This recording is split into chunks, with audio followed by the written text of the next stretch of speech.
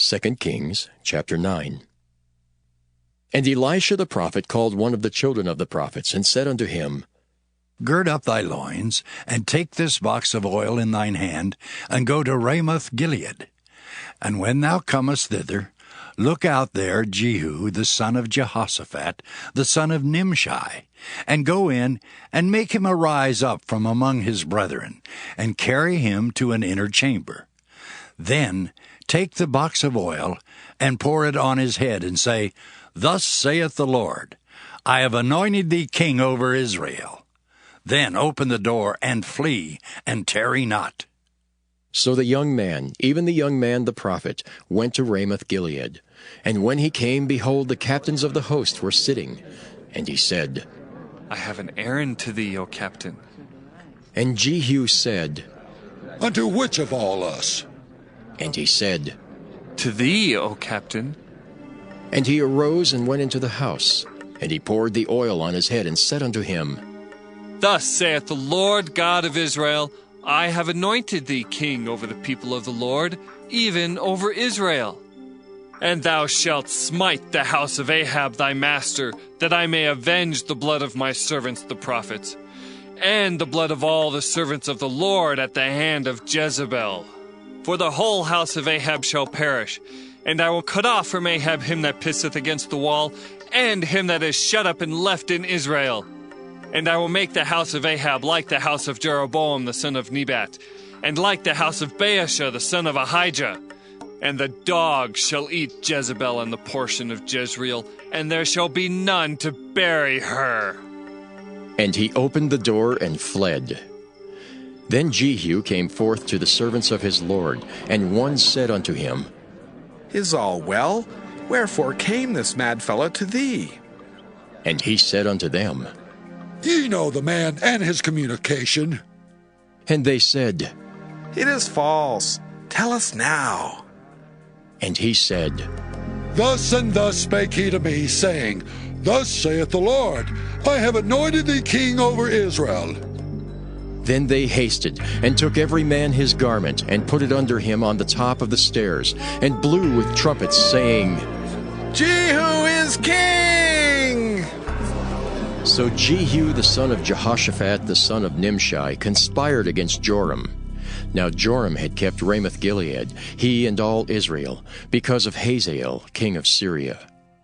But King Joram was returned to be healed in Jezreel of the wounds which the Syrians had given him when he fought with Hazael king of Syria. And Jehu said, If it be your minds, then let none go forth, nor escape out of the city to go to tell it in Jezreel. So Jehu rode in a chariot and went to Jezreel, for Joram lay there. And Ahaziah king of Judah was come down to see Joram. And there stood a watchman on the tower in Jezreel, and he spied the company of Jehu as he came, and said, I see a company! And Joram said, Take a horseman and send to meet them, and let him say, Is it peace? So there went one on horseback to meet him, and said, Thus saith the king, Is it peace? And Jehu said, What hast thou to do with peace? Turn thee behind me. And the watchman told, saying, The messenger came to them, but he cometh not again. Then he sent out a second on horseback, which came to them, and said, Thus saith the king, Is it peace? And Jehu answered, What hast thou to do with peace? Turn thee behind me. And the watchman told, saying, He came even unto them, and cometh not again. And the driving is like the driving of Jehu, the son of Nimshi, for he driveth furiously. And Joram said, Make ready! And his chariot was made ready. And Joram king of Israel and Ahaziah king of Judah went out, each in his chariot. And they went out against Jehu, and met him in the portion of Naboth the Jezreelite. And it came to pass, when Joram saw Jehu, that he said, Is it peace, Jehu? And he answered, What peace?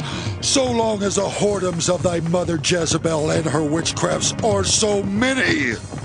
And Joram turned his hands and fled, and said to Ahaziah, There is treachery, O Ahaziah!